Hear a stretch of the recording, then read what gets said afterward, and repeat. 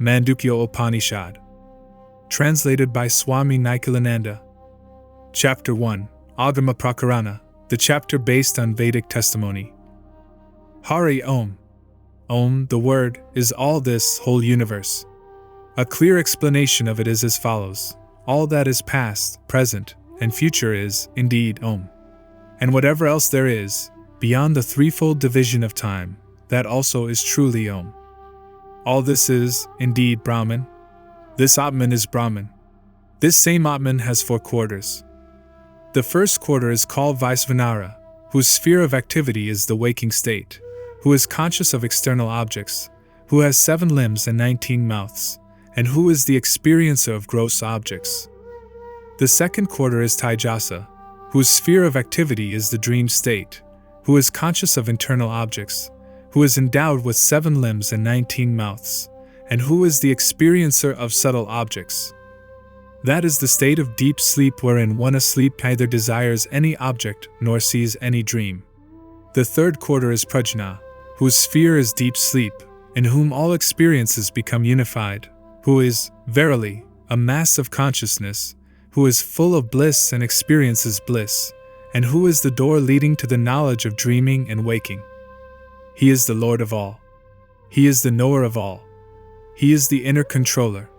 He is the source of all, for from him all beings originate, and in him they finally disappear.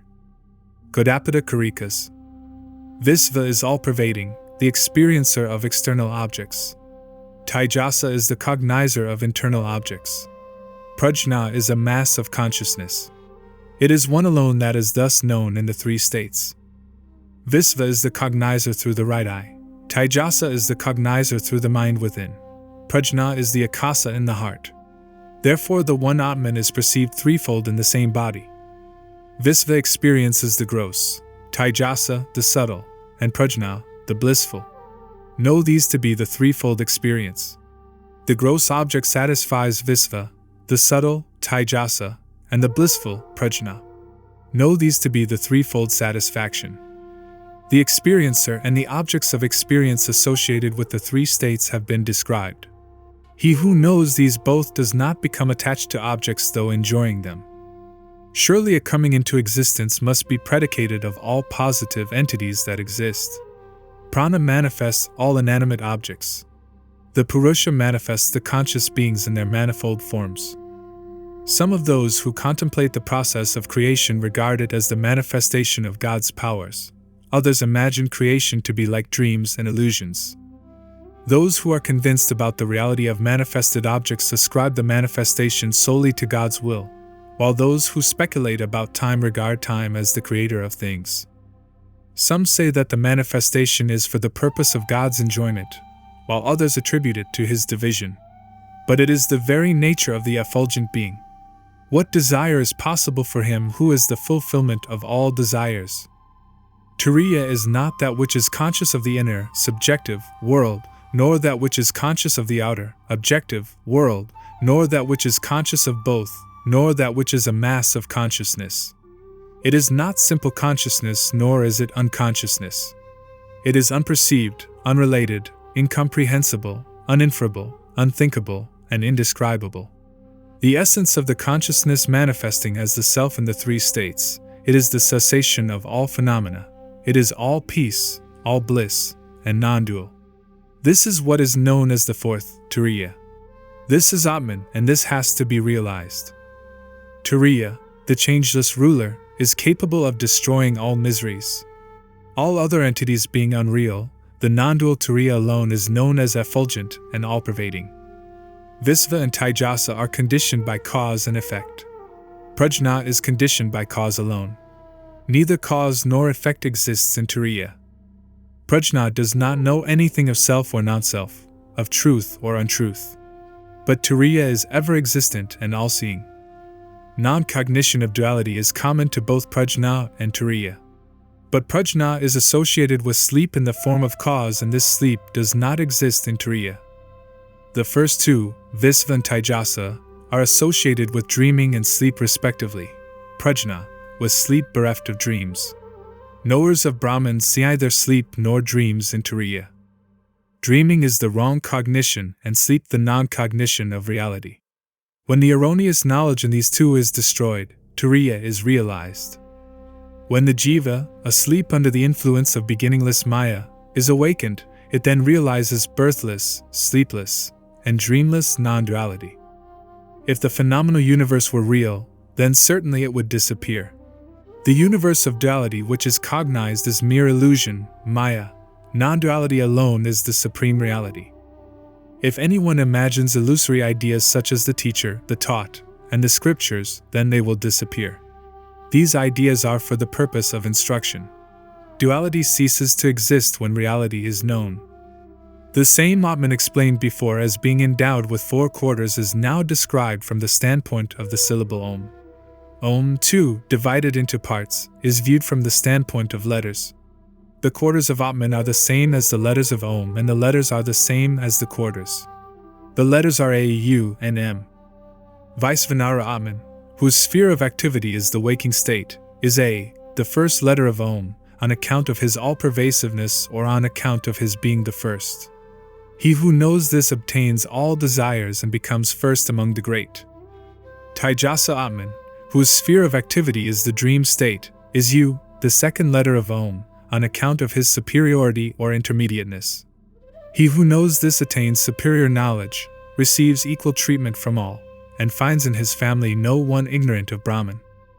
Prajna Atman, whose sphere is deep sleep, is M, the third letter of Om, because both are the measure and also because in them all become one. He who knows this is able to measure all and also comprehends all within himself. When it is desired to describe the identity of Visva and the letter A, the chief ground given is the fact that each is the first in its respective sphere. Another reason for this identity is the all-pervasiveness of each. The clear ground for realizing Taijasa as of the same nature as the letter U is the common feature of superiority. Another plain reason for such identity is their being in the middle. The indisputable reason given for the identity of Prajna and M is the common feature that both are the measure. The other reason for such identity is another common feature, namely, that both represent the state of mergence. He who knows for certain the similarity of the 3 states and the 3 letters of Om, based upon their common features, is worshipped and adored by all beings and also is a great sage. Through meditation on A, the seeker attains Visva, through meditation on U, Taijasa, and through meditation on M, Prajna. Meditation on the soundless brings no attainment. The 4th, Turiya, is without parts and without relationship. It is the cessation of phenomena. It is all good and non-dual. This Om is verily Atman. He who knows this merges his self in Atman. Yeah, he who knows this. End of Mandukya Upanishad. Om should be known quarter by quarter. There is no doubt that the quarters are the same as the letters. Having understood Om quarter by quarter, one should not think of anything else. The mind should be concentrated on Om. Om is the fearless Brahman. He who is always absorbed in Om knows no fear whatever. Om is verily the lower Brahman. It is also stated to be the higher Brahman. Om is beginningless and unique. There is nothing outside it. It is unrelated to any effect and is immutable. Om is, indeed, the beginning, middle, and end of all things. He who has realized Om as immutable immediately attains the supreme reality. Know Om to be Isvara, ever present in the hearts of all. The calm soul, contemplating Om as all-pervading, does not grieve. One who knows Om, which is soundless and also endowed with infinite sounds, which is all good and the negation of duality, is a real sage and none other. Chapter 2, Vaitathya Prakarana, the chapter on illusion. Hari Om. The wise declare the unreality of all entities seen in dreams, because they are located within the body and the space therein is confined. The dreamer, on account of the shortness of the time involved, cannot go out of the body and see the dream objects. Nor does he, when awakened, find himself in the places seen in the dream. Scripture, on rational grounds, declares the non-existence of the chariots etc. perceived in dreams. Therefore the wise say that the unreality established by reason is proclaimed by Scripture. The different objects seen in the confined space of dreams are unreal on account of their being perceived. For the same reason, i.e., on account of their being perceived, the objects seen in the waking state are also unreal. The same condition, i.e., the state of being perceived, exists in both waking and dreaming. The only difference is the limitation of space associated with dream objects. Thoughtful persons speak of the sameness of the waking and dream states on account of the similarity of the objects perceived in both states on the grounds already mentioned. If a thing is non-existent both in the beginning and in the end, it is necessarily non-existent in the present. The objects that we see are really like illusions, still, they are regarded as real. The utility of the objects of waking experience is contradicted in dreams, therefore they are certainly unreal. Thus both experiences, having a beginning and an end, are unreal. The objects perceived by the dreamer, not usually seen in the waking state, owe their existence to the peculiar conditions under which the cognizer, i.e., the mind, functions for the time being, as with those residing in heaven. The dreamer, associating himself with the dream conditions, perceives those objects, even as a man, well instructed here, goes from one place to another and sees the peculiar objects belonging to those places. In dreams, what is imagined within the mind is illusory, and what is cognized outside by the mind, real. But truly, both are known to be unreal. Similarly, in the waking state, what is imagined within by the mind is illusory, and what is cognized outside by the mind, real. But both should be held, on rational grounds, to be unreal. If the objects perceived in both waking and dreaming are illusory, who perceives all these objects and who, again, imagines them? It is the self-luminous Atman who, through the power of its own Maya, imagines in itself by itself all the objects that the subject experiences within and without. It alone is the cognizer of objects. This is the decision of Vedanta. The Lord Atman, with his mind turned outward, imagines in diverse forms various objects either permanent, such as the earth, or impermanent, such as lightning, which are already in his mind in the form of vasanas, or desires. Again, he turns his mind within and imagines various ideas.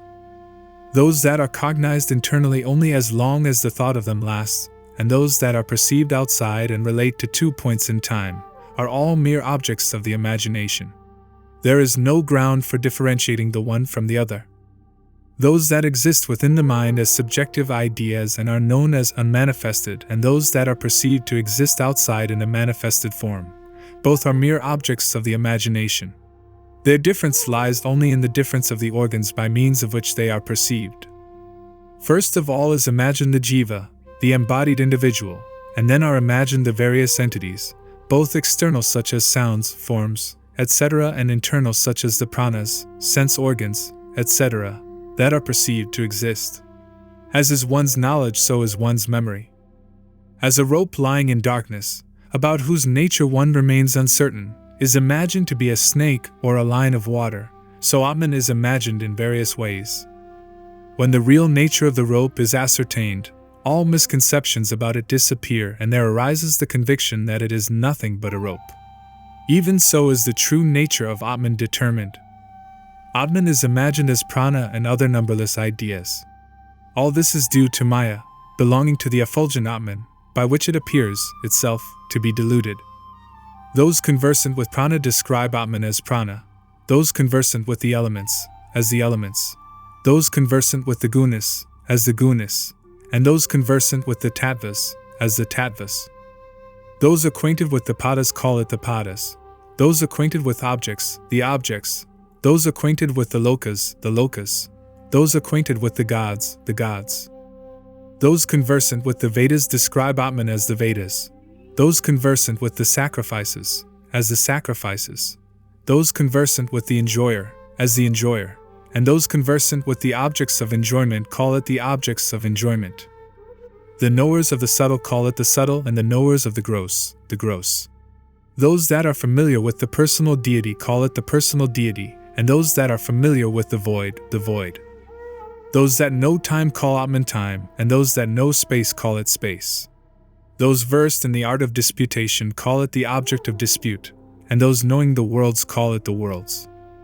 The knowers of the mind call Atman the mind, the knowers of the buddhi, the buddhi. The knowers of the chit call it the chit, and the knowers of righteousness and unrighteousness call it righteousness and unrighteousness. Some say that Atman consists of 25 cosmic principles, some of 26 principles, some, again, of 31 principles, while there are yet others who describe it as consisting of an infinite number of principles. Those who know how to gratify others call Atman gratification. Those who are conversant with the ashramas call it the ashramas. The grammarians call it the masculine, feminine, and neuter genders, and still others, the higher Brahman and the lower Brahman. The knowers of creation call it creation, the knowers of dissolution, dissolution, and the knowers of preservation, preservation. In truth, all such ideas are always imagined in Atman. The disciple grasps only that idea which is presented to him by his teacher. Atman assumes the form of what is taught, and thus protects the disciple. Absorbed in that idea, he realizes it as Atman. Atman, though non-separate from all these ideas, appears to be separate. He who truly knows this interprets, without any fear, the meaning of the Vedas. As dreams, illusions, and castles in the air are viewed, so is the tangible universe viewed by the wise, well-versed in Vedanta. There is neither dissolution nor creation, none in bondage, and none practicing disciplines. There is none seeking liberation and none liberated. This is the absolute truth. Atman is imagined as the unreal objects that are perceived to exist and as non-duality as well. The objects, too, are imagined in the non-dual Atman. Therefore, non-duality is bliss. The diversity in the universe does not exist as an entity identical with Atman, nor does it exist by itself. Neither is it separate from Brahman nor is it non-separate. This is the statement of the wise. The wise, who are free from attachment, fear, and anger and are well-versed in the Vedas, have realized Atman as devoid of all phantasms and free from the illusion of the manifold, and as non-dual. Therefore, knowing Atman as such, fix your attention on non-duality. Having realized non-duality, behave in the world like an inert object.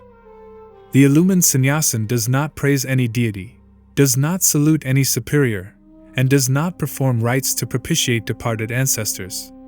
Regarding both body and Atman as his abode, he remains satisfied with what comes by chance. Having known the truth regarding what exists internally as also the truth regarding what exists externally, he becomes one with reality. He exults in reality and never deviates from reality. Chapter 3, Advaita Prakarana, the chapter on non-duality. The jiva, betaking himself to devotional worship, abides in the manifest Brahman. He thinks that before the creation all was of the same nature as the birthless reality. Therefore he is said to possess a narrow intellect. Therefore I shall now describe Brahman, which is unborn, the same throughout, and free from narrowness. From this, one can understand that Brahman does not in reality pass into birth even in the slightest degree, though it appears to be manifest everywhere. Atman, which is like akasa, infinite space, is said to be manifested in the form of jivas, which may be likened to the akasas enclosed in pots. The bodies, also, are said to be manifested from Atman, just as a pot and the like are created out of akasa. As regards the manifestation of Atman, this is the illustration. As on the destruction of the pot, etc., the akasa enclosed in them merge in the great akasa, so the jivas merge in Atman. As the dust, smoke, etc. soiling the akasa enclosed in a particular pot do not soil the other akasas enclosed in other pots, so also the happiness, miseries, etc. of one jiva do not affect other jivas. Though the diversity of forms, functions, and names of the akasas associated with different receptacles is admitted, yet this does not imply any real differentiation in akasa itself. The same is the conclusion regarding the jivas. As the akasa enclosed in a pot is neither an effect nor a part of the real akasa, so the jiva is neither an effect nor a part of Atman. Children regard akasa as being soiled by dirt. Likewise, the ignorant regard Atman as being similarly soiled. Atman, in regard to its birth and death, its going and coming i.e. rebirth, and its dwelling in different bodies, is not unlike akasa. All aggregates are produced by Atman's maya, as in a dream. No rational argument can be given to establish their reality, whether they are of equal status or whether some are superior to others. The Supreme Self is the self of the five sheaths, such as the physical and the vital, which have been described in the Audiobook Upanishad. That the Supreme Self is like Akasa has already been stated. The same Akasa dwells within both the earth and the stomach. Likewise, the same Brahman dwells within the pairs described in the Madhubrahmana. The identity of the Jiva and Atman is praised by pointing out their non-duality. Multiplicity is condemned. Therefore, non-dualism alone is free from error. The separateness of the Jiva and Atman, which has been declared in the earlier section of the Upanishads, dealing with the creation, is figurative, because this section states only what will happen in the future. This separateness cannot be the real meaning of those passages.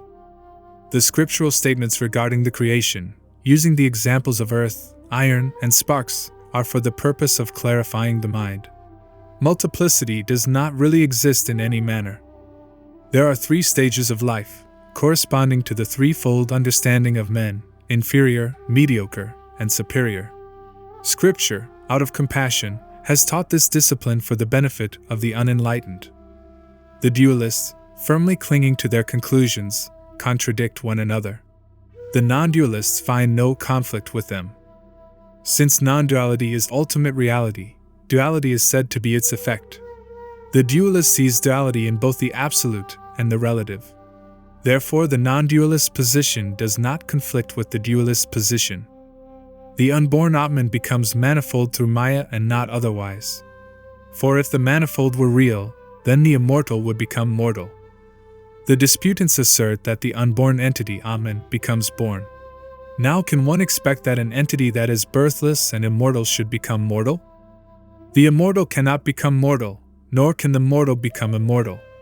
For it is never possible for a thing to change its nature. How can one who believes that an entity by nature immortal becomes mortal, maintain that the immortal, after passing through change, retains its changeless nature? Coming into birth may be real or illusory. Both views are equally supported by the scriptures. But that view which is supported by the scriptures and corroborated by reason is alone to be accepted and not the other. From such scriptural passages as, "One does not see any multiplicity in Atman," and "Indra, the Supreme Lord through Maya assumes diverse forms," one knows that Atman, though ever unborn, appears to have become many only through Maya. Further, by the negation of the creation, coming into birth is negated. The causality of Brahman is denied by such a statement as, "Who can cause it to come into birth?" On account of the incomprehensible nature of Atman, the scriptural passage, not this," negates all dualistic ideas attributed to Atman. Therefore, the birthless Atman alone exists. What is ever existent appears to pass into birth through Maya, yet from the standpoint of reality it does not do so. But he who thinks this passing into birth is real asserts, as a matter of fact, that what is born passes into birth again. The unreal cannot be born either really or through Maya. For it is not possible for the son of a barren woman to be born either really or through Maya. As in dreams the mind acts through Maya, presenting the appearance of duality, so also in the waking state the mind acts through Maya, presenting the appearance of duality. There is no doubt that the mind, which is in reality non-dual, appears to be dual in dreams. Likewise, there is no doubt that what is non-dual, i.e. Atman, appears to be dual in the waking state. All the multiple objects, comprising the movable and the immovable, are perceived by the mind alone. For duality is never perceived when the mind ceases to act.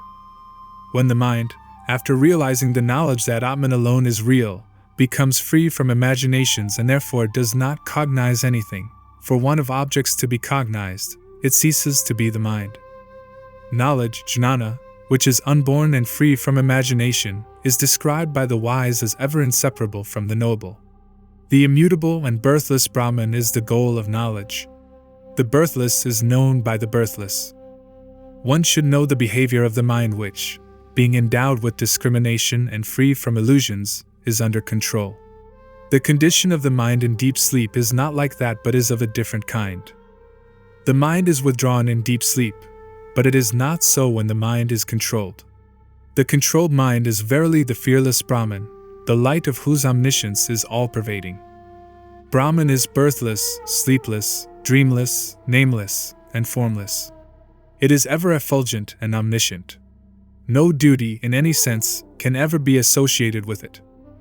Atman is beyond all expression by words and beyond all acts of the mind. It is great peace, eternal effulgence, and samadhi. It is unmoving and fearless. Brahman is free from mental activity, and hence from all ideas of acceptance or relinquishment. When knowledge is established in Atman, it attains birthlessness and sameness. This yoga, which is not in touch with anything, is hard for yogis in general to attain. They are afraid of it because they see fear in that which is really fearlessness. Yogis who are ignorant of non-duality depend on the control of the mind for attaining fearlessness, the destruction of misery, self-knowledge, and imperishable peace. The mind is to be brought under control by undepressed effort.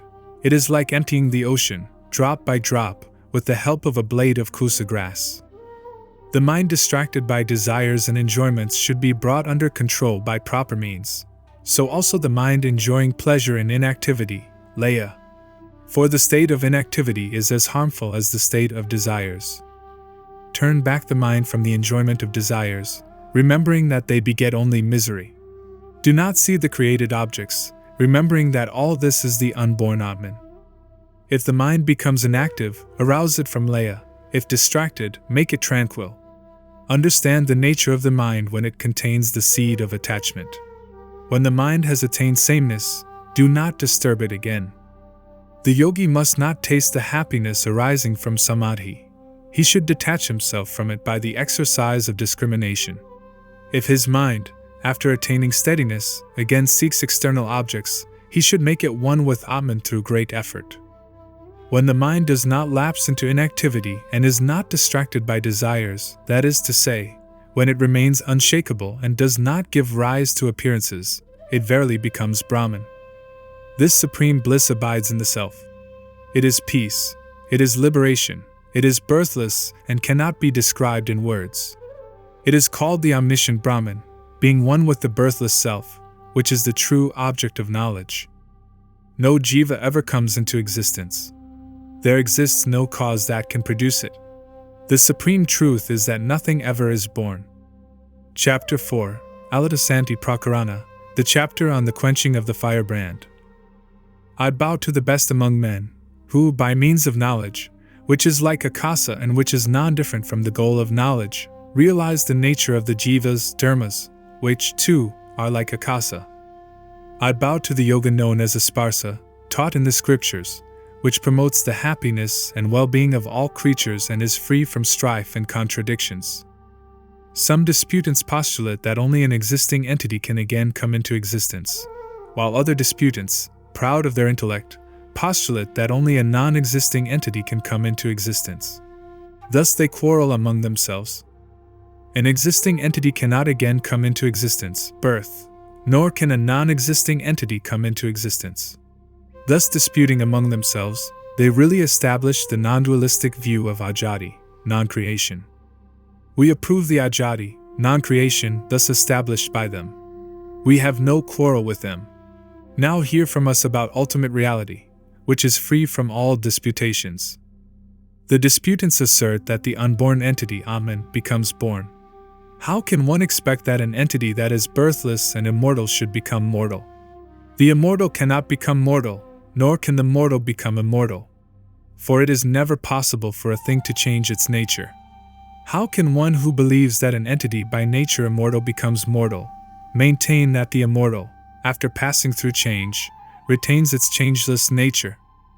By the prakriti, or nature, of a thing is understood that which, when acquired, becomes the essential part of the thing, that which is its characteristic quality, that which is its inalienable nature from its very birth, that which is not extraneous to it, and that which never ceases to be itself. All the jivas are, by their very nature, free from senility and death. But they think they are subject to senility and death, and by the very power of thought they appear to deviate from their true nature. The disputant according to whom the cause itself is the effect must maintain that the cause is born as the effect. If it is born, how can it be called birthless? If it is subject to modification, how then can it be said to be eternal? If, As you say, the effect is non-different from the cause, then the effect too must be unborn. Further, how can the cause be eternal if it is non-different from the effect, which is born? There is no illustration to support the view that the effect is born from an unborn cause. Again, if it is said that the effect is produced from a cause which itself is born, then this leads to an infinite regress. How can they who assert that the effect is the cause of the cause and the cause is the cause of the effect maintain the beginninglessness of both cause and effect? Those who say that the effect is the cause of the cause and that the cause is the cause of the effect maintain, actually, that the creation takes place after the manner of the birth of a father from the son. If causality is asserted, then the order in which cause and effect succeed each other must be stated. If it is said that they appear simultaneously, then, being like the two horns of an animal, they cannot be mutually related as cause and effect. The cause that you affirm cannot be established as the cause if it is produced from the effect. How can the cause, which itself is not established, give birth to the effect? If the cause is produced from the effect and if the effect is, again, produced from the cause, which of the two is born first upon which depends the birth of the other?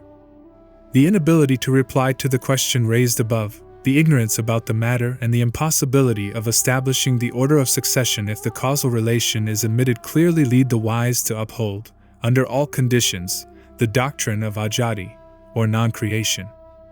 The illustration of the seed and the sprout is something which is yet to be proved. The illustration, i.e. the middle term, which itself is not yet proved, cannot be used for establishing a proposition to be proved.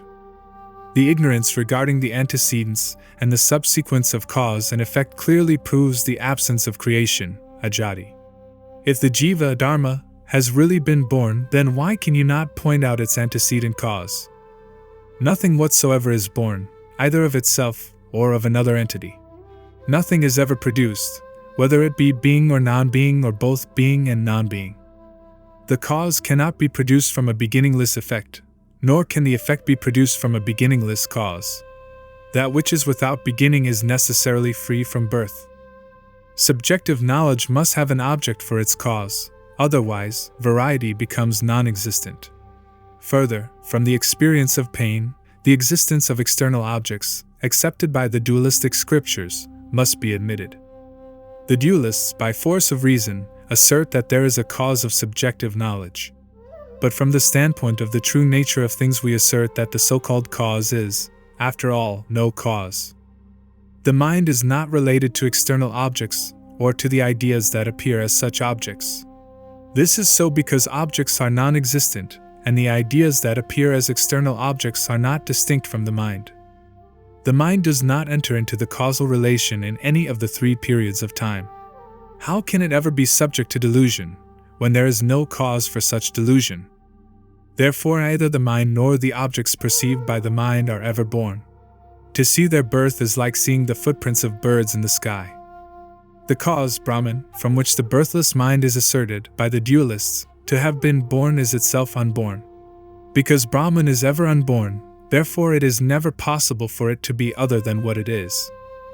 If, as the dualists contend, the world is beginningless, then it cannot be non-eternal.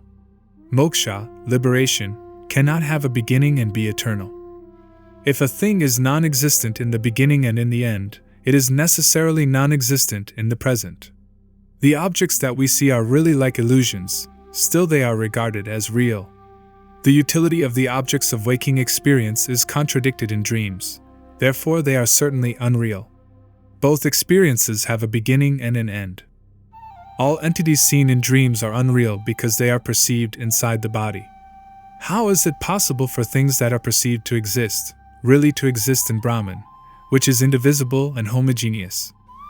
It is not reasonable to think that a dreamer actually goes out in order to experience the objects seen in the dream, because of the discrepancy of the time involved in such a journey. Nor does he, when awakened, find himself in the places seen in the dream. The dreamer, after awaking, realizes the illusoriness of the conversations he had with friends etc. in the dream state. Further, he does not possess in the waking state anything he acquired while dreaming. The dream body is unsubstantial because the other, i.e. the physical body, different from it, is perceived. Like the dream body, all things cognized by the mind are unsubstantial. Since the experience of objects in dreams is similar to the experience of objects in the waking state, waking experience is regarded as the cause of dream experience. It is only by him who admits waking experience to be the cause of dream experience that waking experience can be regarded as real. All entities are said to be unborn since birth cannot be established as a fact. It is utterly impossible for the unreal to be born of the real. A man filled with the impressions of the unreal objects seen in the waking state sees those very things in dreams as well. But he does not see in the waking state the unreal objects seen in dreams. The unreal cannot have another unreality for its cause, nor can the real have the unreal for its cause. The real cannot be the cause of the real. And how utterly impossible it is for the real to be the cause of the unreal. As a person in the waking state through false knowledge appears to handle objects, whose nature is inscrutable, as if they were real, so also, in dreams, he perceives through false knowledge, objects whose existence is possible in the dream state alone. Wise men teach causality only for the sake of those who, afraid of non-creation, assert the reality of external objects because they perceive such objects, and also because they cling to various social and religious duties. Those who, because of their fear of the truth of absolute non-creation and also because of their perception of external objects, deny ajati, non-creation, are not affected by the evil consequent on the belief in creation. This evil, if there is any, is insignificant.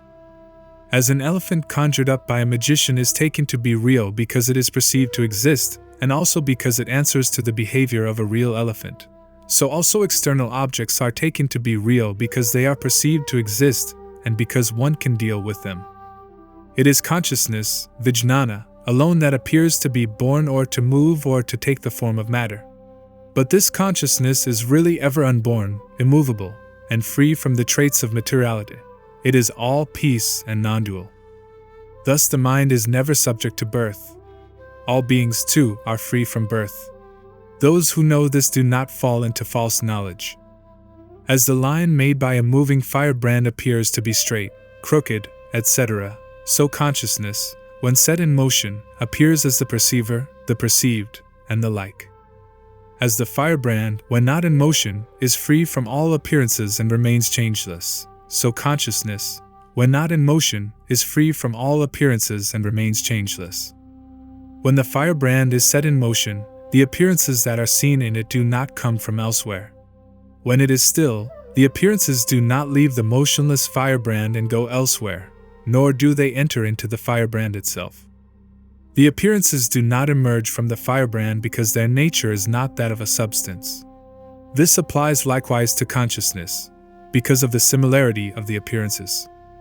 When consciousness is associated with the idea of activity, as in the waking and dream states, the appearances that seem to arise do not come from anywhere else.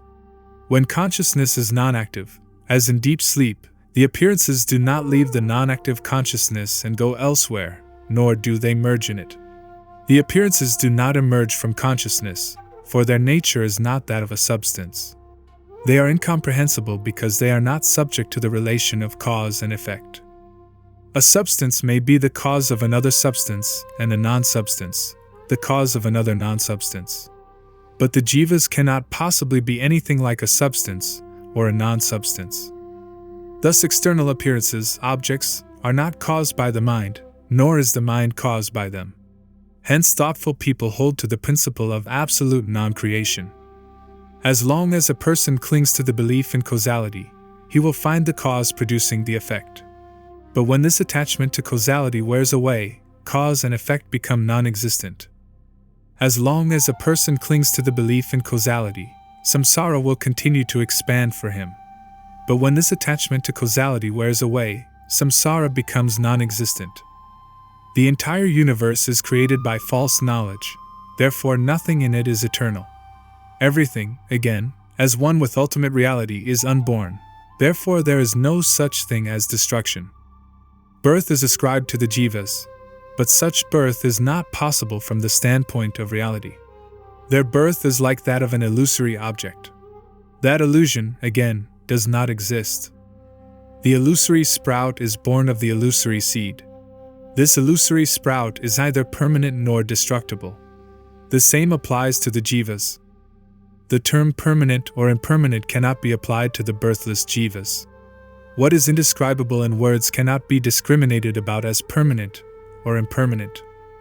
As in dreams the mind acts through maya, presenting the appearance of duality, so also in the waking state the mind acts through maya, presenting the appearance of duality. There is no doubt that the mind, which is in reality non-dual, appears to be dual in dreams. Likewise, there is no doubt that what is non-dual, i.e. Atman, appears to be dual in the waking state. The dreamer, wandering about in all the 10 directions in his dream, sees the whole variety of jivas, born of eggs, moisture, etc. These entities, which are objects of the mind of the dreamer, do not exist apart from his mind. Likewise, the mind of the dreamer is an object of perception of the dreamer alone. The waking man, wandering about in all the 10 directions in his waking state, sees the whole variety of jivas, born of eggs, moisture, etc. They are the objects of the mind of the waking man, and do not exist apart from it. Likewise, the mind of the waking man is an object of his perception alone. Both the mind and the jivas are objects of each other's perception. Can the one exist independent of the other? The reply of the wise is in the negative. There is no evidence of the existence of the one without the other. They are cognized only through each other. As the dream jiva comes into existence and disappears, so also these jivas perceived in the waking state appear and disappear. As the jiva conjured up by the magician comes into existence and disappears, so also these jivas perceived in the waking state appear and disappear. As an artificial jiva comes into existence and disappears, so also these jivas perceived in the waking state appear and disappear. No jiva ever comes into existence. There exists no cause that can produce it. The supreme truth is that nothing ever is born. The world of duality, which is perceived to exist and is characterized by the subject-object relationship, is verily a movement of the mind. The mind, again, from the standpoint of reality, has no contact with any object. Hence it is declared to be eternal and unattached. That which exists on the strength of false knowledge based upon imagination does not really exist. Again, that which is said to exist on the strength of the views advanced by other schools of thought does not really exist. Atman is called birthless, Aya, from the standpoint of false knowledge based upon imagination. In reality, it is not even birthless. The unborn Atman is said to be born from the standpoint of the false knowledge cherished by other schools of thought. People persistently hold to the idea of unreality, i.e. duality. But such duality does not exist. One who has realized the absence of duality is not born again, since there remains no longer any cause for his birth. When the mind finds no cause, superior, inferior, or middling, it becomes free from birth. How can there be an effect without a cause? The birthlessness of the mind, which is free from manifestation and causal relationship, is absolute and constant. For duality, i.e. the perceiving mind and its objects, is merely an objectification of the mind. Realizing the absence of causality as the ultimate truth and not finding any other reason for birth, one attains that state which is free from grief, desire, and fear. On account of attachment to unreal objects, the mind pursues such objects.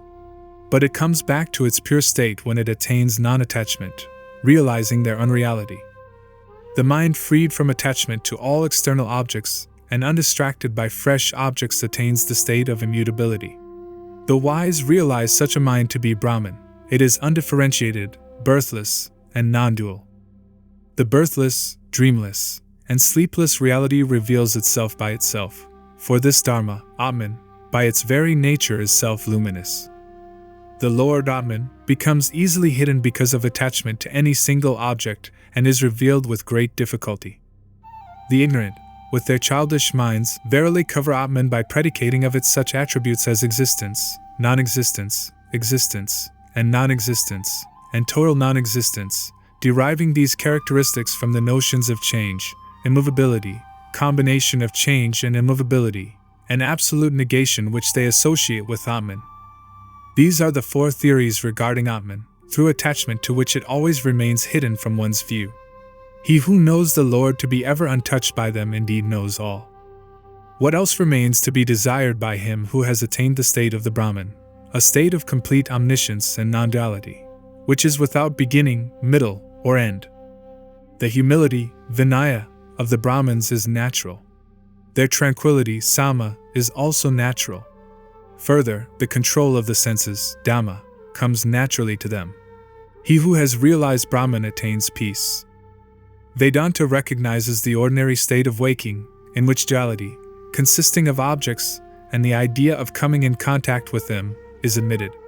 It also recognizes a purer ordinary state, i.e. the dream state, in which is experienced duality consisting of objects, and the idea of coming in contact with them, though such objects do not exist.